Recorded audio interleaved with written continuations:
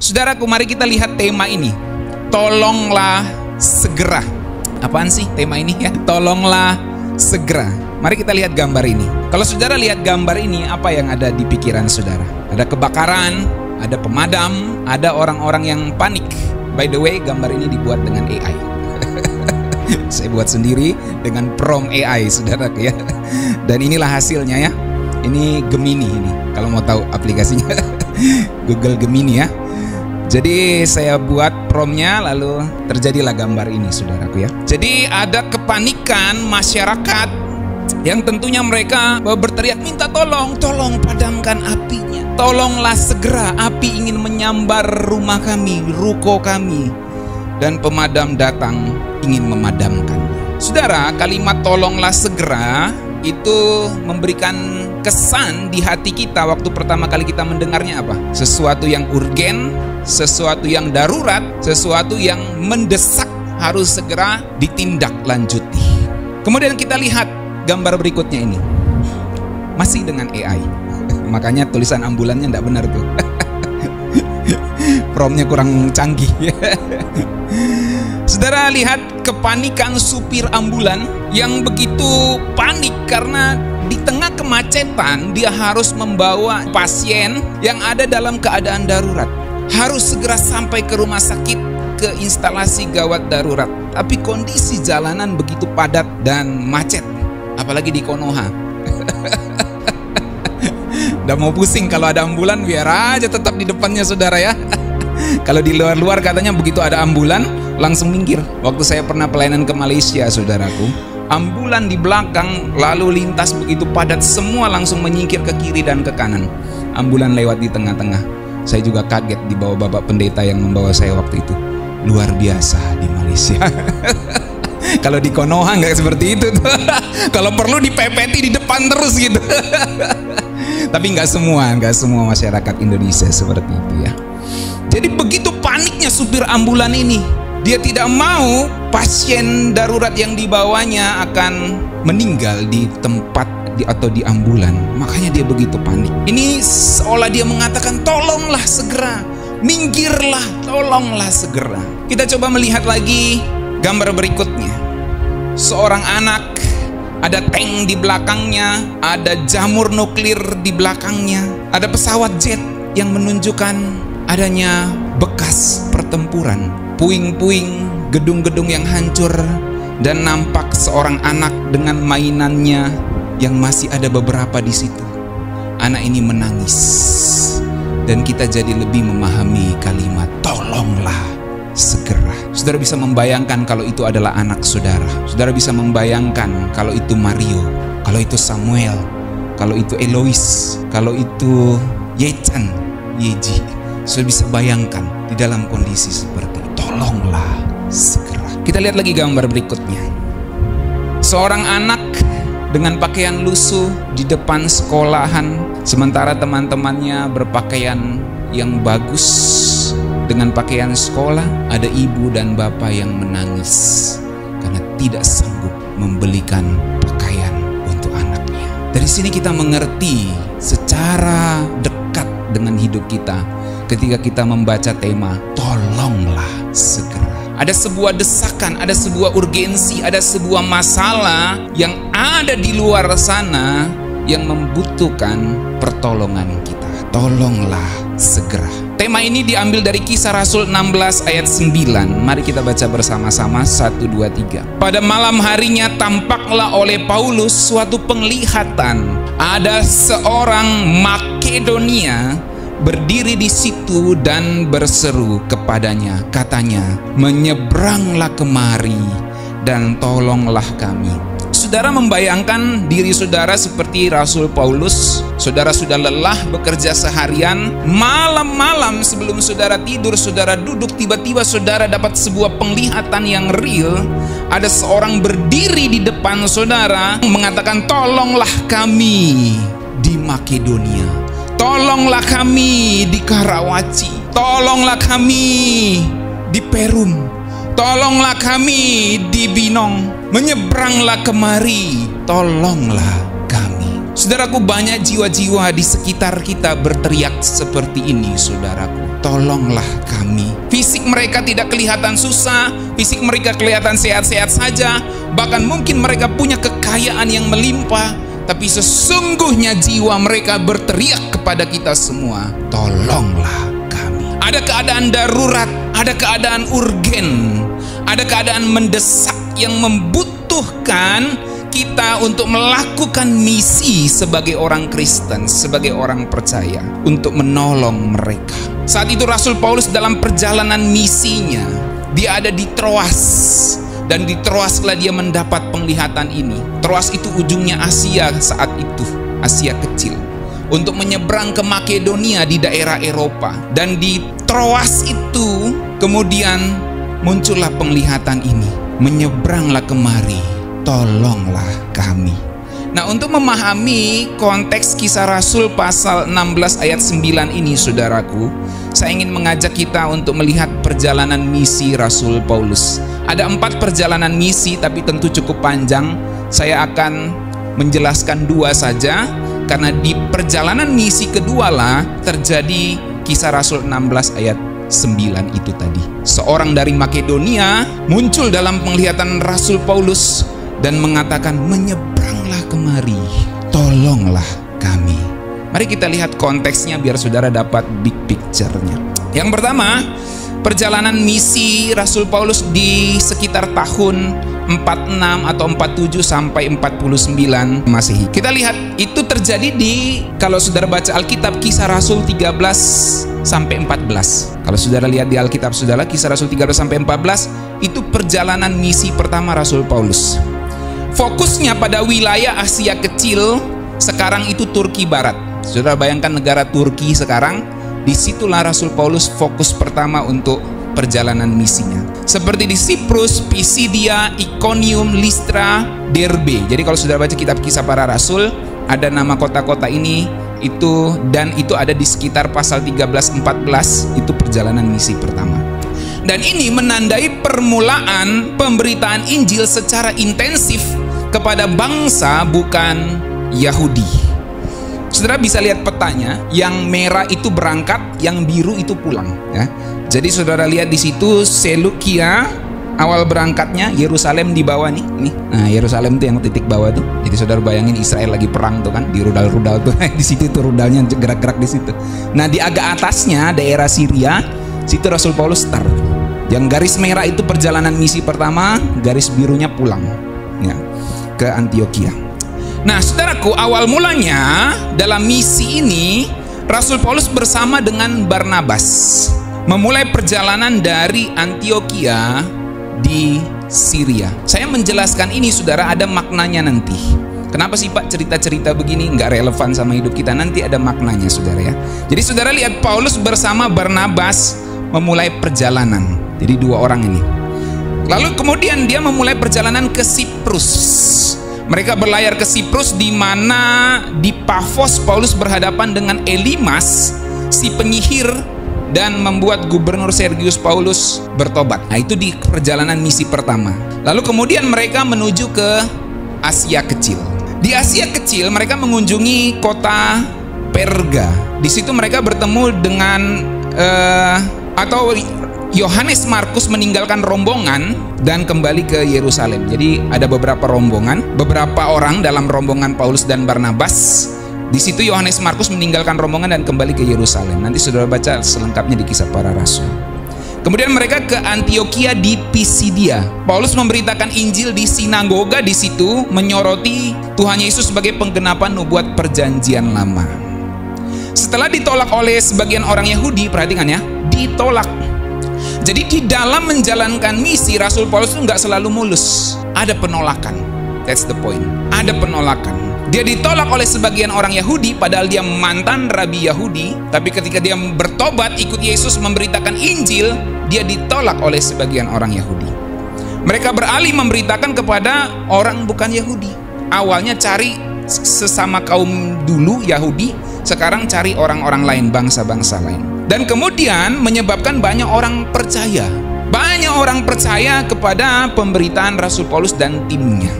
Tapi ada juga penganiayaan. Poinnya di situ. Dalam menjalankan misi ada penolakan, ada penganiayaan. Kemudian masih di Asia Kecil, Rasul Paulus pergi ke Ikonium. Paulus dan Barnabas terus mengajar dan melakukan mujizat. Namun persekusi semakin meningkat, memaksa mereka melarikan diri. Ada persekusi, saudaraku. Dan sampai zaman sekarang orang-orang Kristen beberapa tempat di Konoha ini seperti itu, bukan saudaraku? Lagi rame-rame nih di beberapa provinsi, Kalbar, Jabar gitu kan, baru-baru gitu. Ada hal-hal seperti ini, saudaraku. Jadi udah biasa orang Kristen mengalami hal-hal seperti itu. Bukan hal baru, udah biasa. Dari zaman dulu seperti itu. Listra dan Derbe. Di Listra, Rasul Paulus menyembuhkan seorang yang lumpuh sejak lahirnya. Dan itu membuat penduduk mengira Paulus dan Barnabas ini dewa Zeus dan dewa Hermes. Saudara bayangin ya, saudara datang ke orang, saudara doakan, totonya sembuh. Saudara dianggap dewa. Hormat dewa, hormat suhu. Itulah yang terjadi sama Rasul Paulus dan Barnabas. Tapi kemudian Rasul Paulus dirajam dan dianggap mati. Habis nyembuhin orang, ya, habis dikagum-kagumi orang, lalu kemudian Paulus dirajam dan dianggap mati. Tetapi ternyata kemudian dia pulih dan melanjutkan perjalanan. Orang pikir sudah mati nih, dirajam batu. So, bayangkan ya, dia alami penolakan, persekusi, penganiayaan, sekarang dilempar batu, penganiayaan lagi, saudara. Sudah dianggap mati. Begitu orang-orang pergi, ternyata dia pulih, sehat kembali. Di Derbe mereka juga memberitakan Injil dan membuat banyak murid. Artinya dia memuridkan orang-orang untuk terus menjadi penerus Injil. Akhirnya di akhir perjalanan misi pertama, rombongan Rasul Paulus ini, Barnabas dan kawan-kawan, mengunjungi kembali gereja-gereja yang telah mereka dirikan. Saudara lihat tadi petanya itu.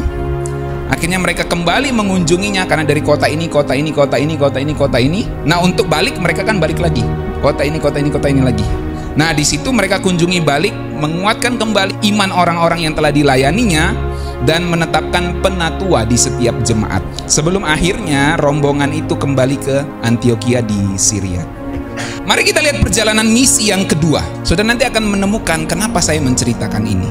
Perjalanan misi kedua itu sekitar tahun 50 sampai 53 Masehi.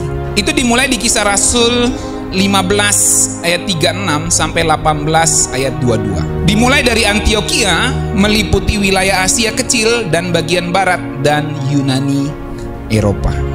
Disinilah kisah yang kita baca di Kisah Rasul 16 ayat 9 itu.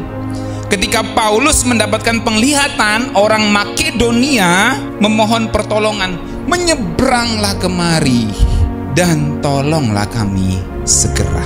Saudara perhatikan. Nah, ini perjalanan misi yang kedua. Dari Antioquia yang bawah itu naik sampai nanti di Troas, gitu ya.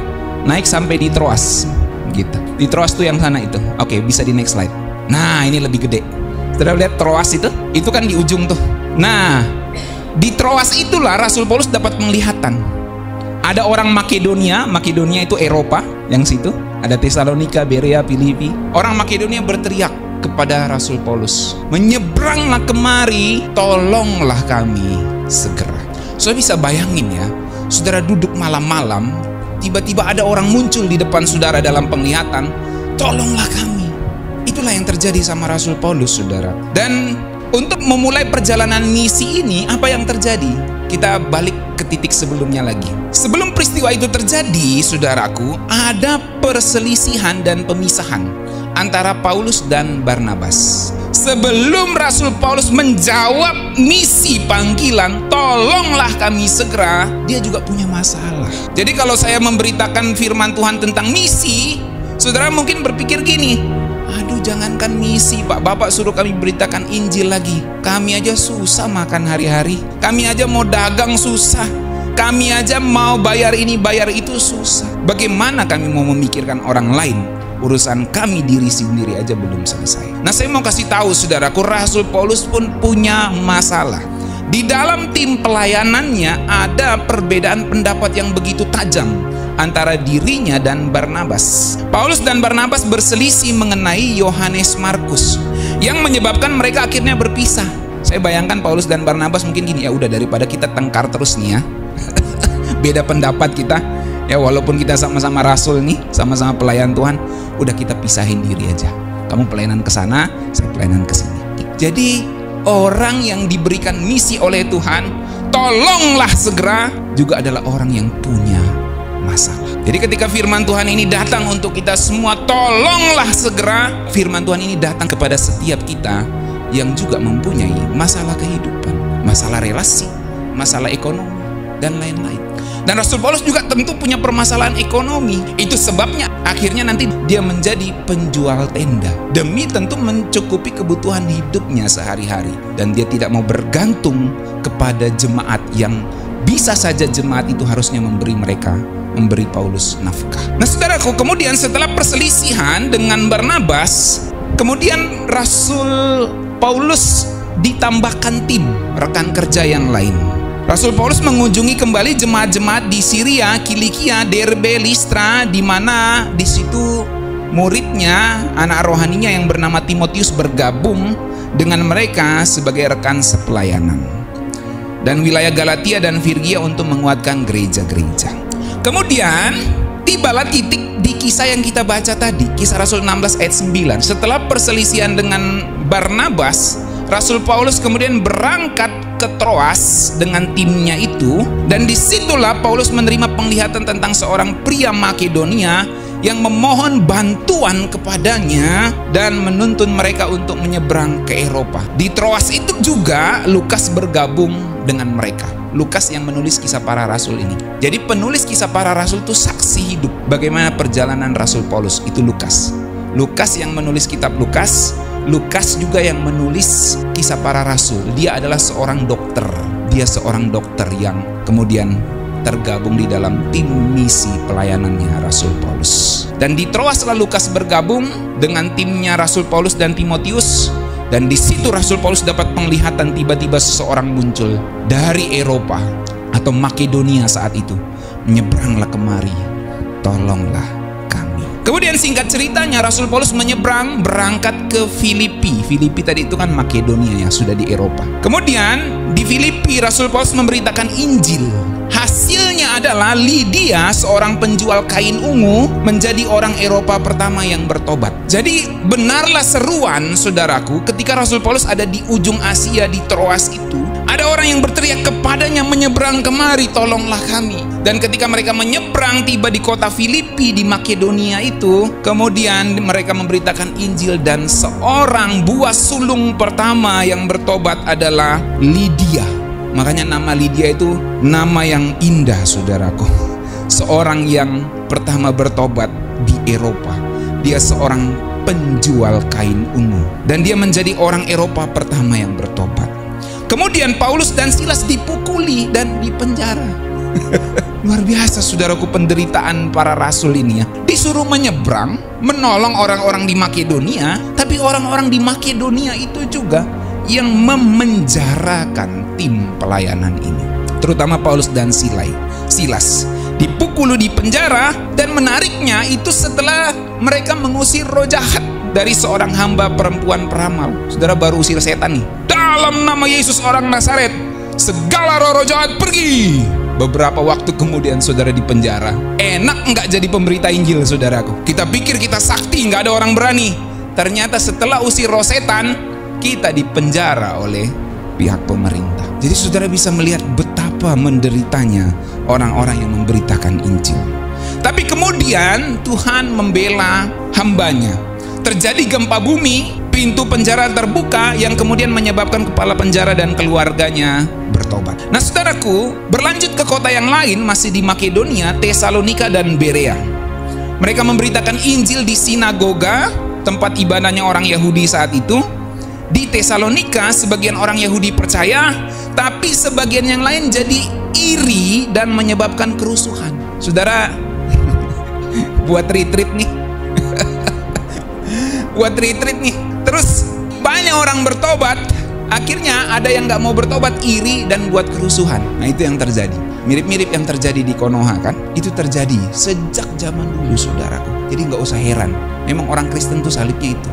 Di Berea orang-orang lebih mulia karena mereka memeriksa kitab suci setiap hari, ya. Jadi ada penghiburan juga bagi orang-orang yang memberitakan Injil, yaitu melihat orang-orang yang dilayani di Berea menjadi orang-orang yang begitu suka belajar Alkitab, begitu suka belajar kitab suci, itu di Berea. Tapi kemudian persekusi dari Tesalonika mencapai Berea. Jadi orang-orang yang belajar kitab suci pun tiba-tiba kemudian mendapat persekusi. Persekusi itu menjalar dari Tesalonika ke Berea. Akhirnya Rasul Paulus dan timnya tiba di Akhaia Yunani, Athena. Paulus berkhotbah di Areopagus, berusaha menjelaskan Injil kepada para filsuf Yunani. So bayangkan Rasul Paulus ini menjangkau bukan hanya rakyat kecil, bukan hanya pedagang seperti Lydia tadi, pedagang kain ungu, bukan hanya kepada para dukun-dukun seperti asistennya dukun-dukun tadi itu, termasuk kepada Simon juga, itu dukun-dukun di zaman dulu itu, penyihir-penyihir. Jadi Paulus bukan hanya menjangkau kalangan dukun, kalangan rakyat kecil, dia menjangkau kalangan intelektual. Para filsuf Yunani pun disasarnya untuk menunjukkan bahwa Kristus Tuhan yang mati dan bangkit, dan kalian harus percaya kepada Kristus yang mati dan bangkit ini. Kemudian beberapa orang percaya, termasuk seorang filsuf yang bernama Dionysius. Dia seorang anggota di Areopagus dan seorang wanita bernama Damaris. Jadi percayalah saudara, Injil sejak zaman dulu sudah diberitakan di kalangan bawah, di kalangan intelektual, dan Injil itu terbukti menang di dalam setiap pemberitaannya. Di Korintus, Rasul Paulus tinggal di Korintus selama sekitar 18 bulan. Dia bekerja sebagai pembuat tenda. Jadi di misi yang kedua inilah Rasul Paulus kemudian nampak sebagai penjual tenda. Itu di Korintus, masih di Makedonia, di daerah Eropa, saudaraku. Dan dia bekerja bersama dengan Aquila dan Priscilla. Jadi kalau saudara baca Alkitab, Aquila dan Priscilla itu penjual tenda bersama Rasul Paulus, ya. Mereka membuat dan menjualnya. Dari situlah mereka kemudian hidup. Mereka bisa saja mendapat gaji, mendapat upah dari jemaat, karena itu ajaran yang diajarkan juga oleh firman Tuhan. Tetapi mereka memilih untuk tidak mengambil gaji, tidak mengambil upah dari jemaat yang mereka layani. Mereka bekerja sebagai pembuat tenda untuk menghidupi kehidupan mereka sehari-hari. Sampai di sini saya mau kasih tahu saudara bahwa ketika Rasul Paulus harus menjawab di Troas di ujung Asia itu, tolonglah kami segera.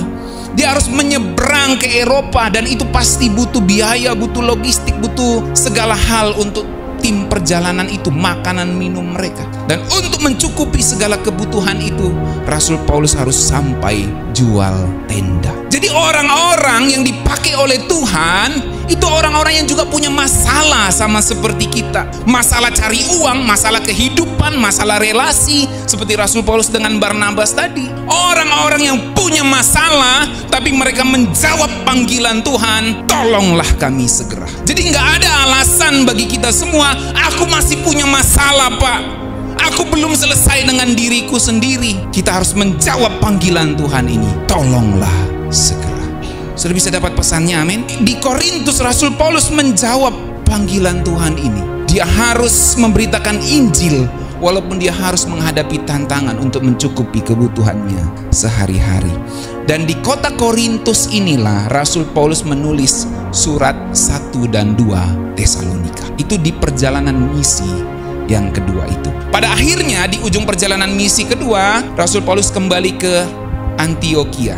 Dan memang itu adalah pusat dari pengutusan penginjilan, base camp dari penginjilan, markas besar, mabesnya penginjilan saat itu ada di Antioquia. Jadi kalau gereja namanya Antioquia itu harus jadi gereja misi, saudaraku. Kita lihat kembali petanya. Nah, ini perjalanan misi kedua. Ingat di ujung tadi itu Troas, ujung yang putih itu ada titik merah Troas untuk nyebrang ke Eropa, Makedonia. Dan disitulah kita melihat kisah yang tadi ini, kisah 16 ayat 9. Kita baca lagi supaya kita nggak kehilangan fokus. 1, 2, 3. Pada malam harinya tampaklah oleh Paulus suatu penglihatan. Ada seorang Makedonia berdiri di situ dan berseru kepadanya, katanya, menyeberanglah kemari dan tolonglah kami. Saya bantu lagi untuk memvisualkannya. Bisa di next. Saudara lihat di ujung situ lalu menyeberang dari Troas ke Filipi.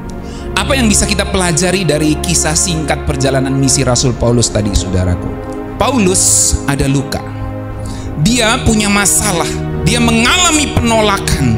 Dia mengalami perselisihan di dalam relasinya.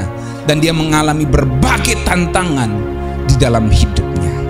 Tapi itu semua nggak halangi dia untuk menjawab panggilan Tuhan. Menyeberanglah kemari dan tolonglah kami segera. Itu sebabnya kita mengerti tema ini sekarang. Tolonglah segera. Saya sengaja kasih semacam polis lain di sini untuk menunjukkan bahwa kita harus urgen. Kita harus menimbulkan rasa mendesak di dalam diri kita, membakar jiwa misi kita. Ada jiwa-jiwa di sekitar kita yang berteriak, tolonglah segera. Mungkin mereka sambil nyetir mobil, mungkin mereka sambil nyetir motor, mengendarai motor, mungkin mereka sambil berjalan kaki, mungkin mereka sambil isap rokok, mungkin mereka sambil lari-lari pagi, mungkin mereka sambil makan di restoran. Kelihatan baik-baik saja, kelihatan senang, tetapi sesungguhnya jiwa mereka berteriak, tolonglah kami segera. Mereka membutuhkan Injil untuk disampaikan kepada mereka. Saudaraku, Tuhan tahu tentang hidup kita. Tuhan tahu hidup kita itu nggak gampang. Betul? Nggak gampang hidup kita ini masing-masing, saudaraku. Kalau ada yang gampang, saya mau tanya, ada nggak yang jalani hidup ini gampang sekali? Saya rasa nggak ada kalau kita mau jujur. Berat, saudaraku, cari uang tiap hari untuk nafkahi hidup sehari-hari. Apalagi kalau sudah punya anak, mikirin masa depan anak, mikirin kesehatan. Hidup ini nggak gampang. Kita punya banyak masalah. Tapi justru karena kamu tahu itu rasa sakit, justru karena kita tahu bahwa hidup ini nggak gampang, maka kita bisa mengerti ketika ada teriakan di sekitar kita, ketika ada jiwa-jiwa yang berteriak kepada kita, di kampus kita, di sekolah kita, di pekerjaan kita, di lingkungan kita, jiwa-jiwa yang berteriak, tolonglah segera, tolonglah kami segera. Kita bisa mengerti karena kita juga punya rasa sakit itu. Kita juga punya kebutuhan untuk ditolong. Kita juga punya kebutuhan untuk dikasih. Tuhan nggak nunggu kita beres dulu baru kita dipakai. Yang percaya katakan amin. Tuhan nggak nunggu kita beres dulu baru kita dipakai. Rasul Paulus punya masalah dengan Barnabas. Dia punya masalah dengan kebutuhan logistik hidupnya sehari-hari. Dia punya masalah bagaimana harus menghidupi tim ini. Dia punya masalah bagaimana dengan kesehatannya. Dia punya masalah, saudaraku. Tapi ketika penglihatan itu datang di ujung Asia kecil itu, di kota Troas, seorang muncul dari Makedonia di Eropa, berteriak kepada Rasul Paulus, menyeberanglah kemari, tolonglah kami segera. Gak pakai lama, Rasul Paulus menjawab panggilan ini. Saudaraku, kadang justru panggilan misi adalah cara Tuhan untuk menolong kita terlebih dahulu. Yang percaya katakan amin. Apakah kita selama ini bingung dengan jalan keluar yang Tuhan berikan kepada kita? Kok sepertinya nggak ada jalan keluar? Hari ini kita temukan salah satu jawabannya, bahwa mungkin Tuhan sedang ingin kita menjalankan panggilan misi itu. Tolonglah jiwa-jiwa di sekelilingmu. Tolonglah jiwa-jiwa yang berteriak di dalam hati batin mereka.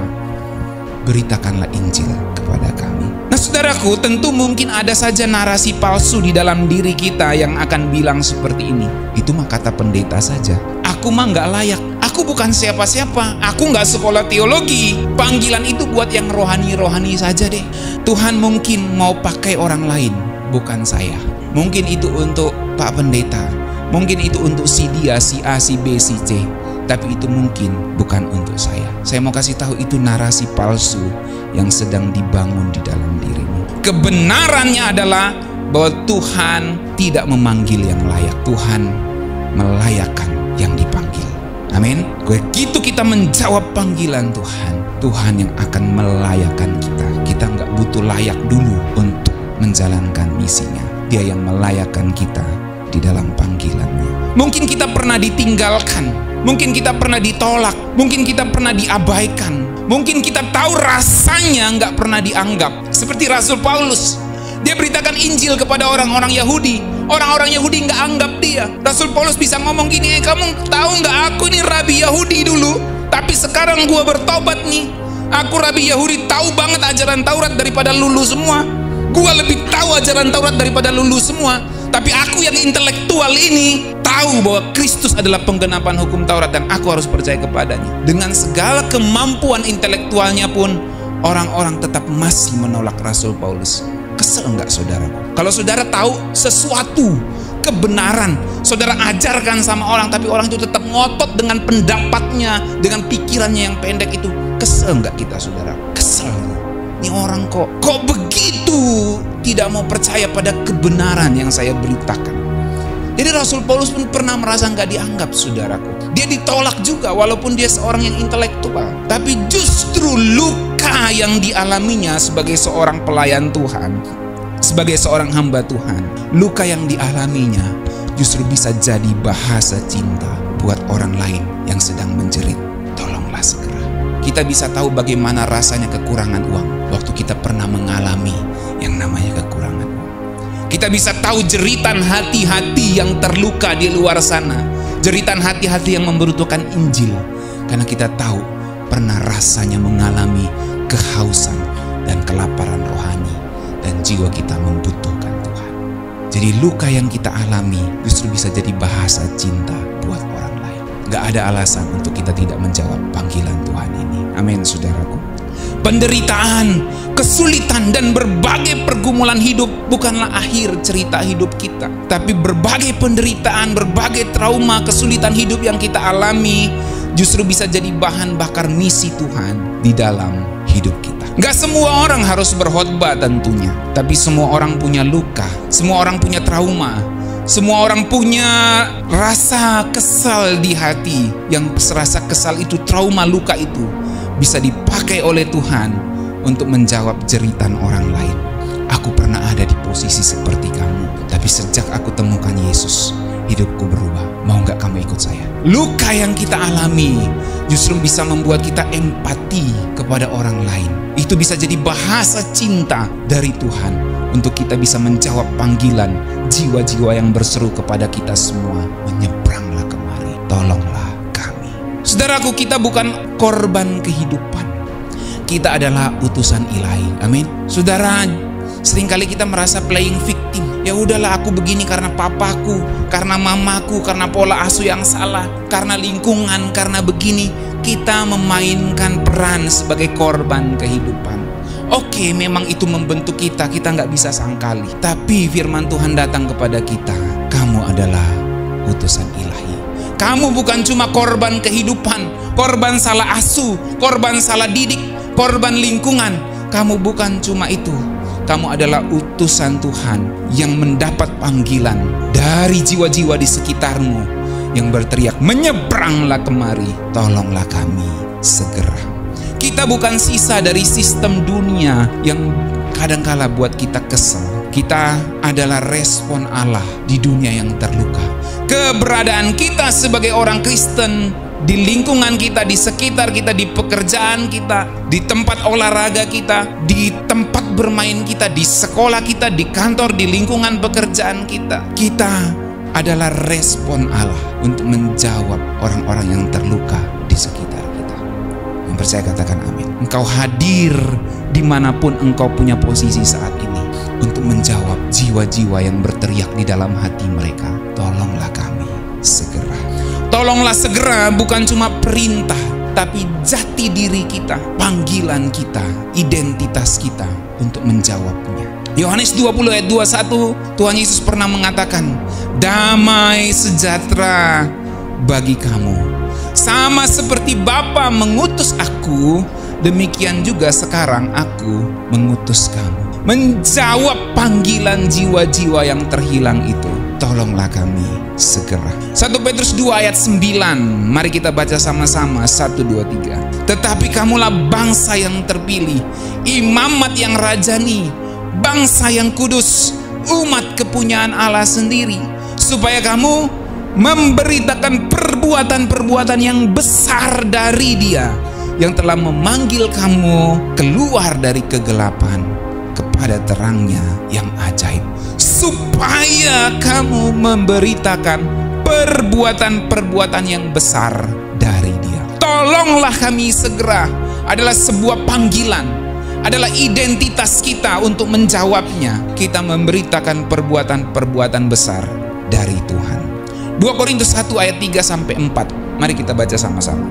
Terpujilah Allah Bapa Tuhan kita Yesus Kristus, Bapa yang penuh belas kasihan, Allah sumber segala penghiburan, yang menghibur kami dalam segala penderitaan kami. Untuk apa Allah menghibur kita? Dilanjutkan, sehingga kami sanggup menghibur mereka yang berada dalam bermacam-macam penderitaan dengan penghiburan yang kami terima sendiri dari Allah.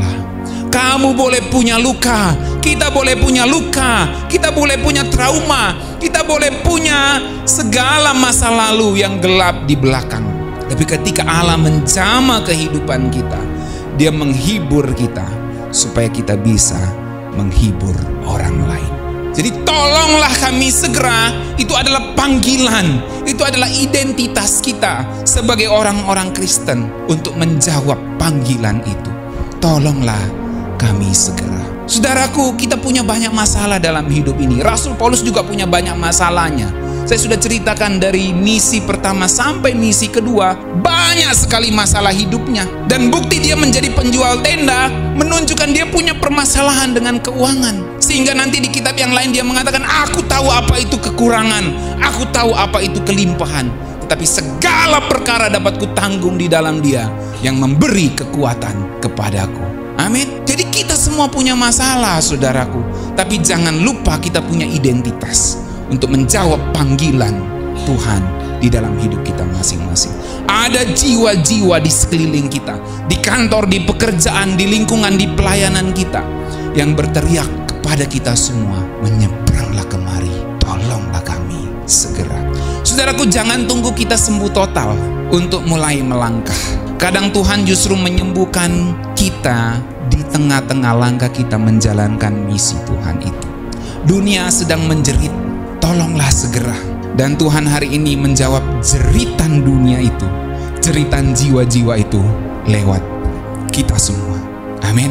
Maukah saudara menjawab panggilan Tuhan ini untuk menjawab jeritan jiwa-jiwa yang berteriak itu, tolonglah kami segera. Yang terakhir, saudaraku, sekali lagi Tuhan tahu masalah hidup kita banyak, tetapi Tuhan mau tolong kita keluar dari masalah itu dengan menjalankan misinya. Saya ajak kita untuk merenungkan firman Tuhan ini, menutup mata kita dan coba renungkan. Siapa orang yang Tuhan taruh di hati kita yang sedang menjerit, menyeberanglah kemari, tolonglah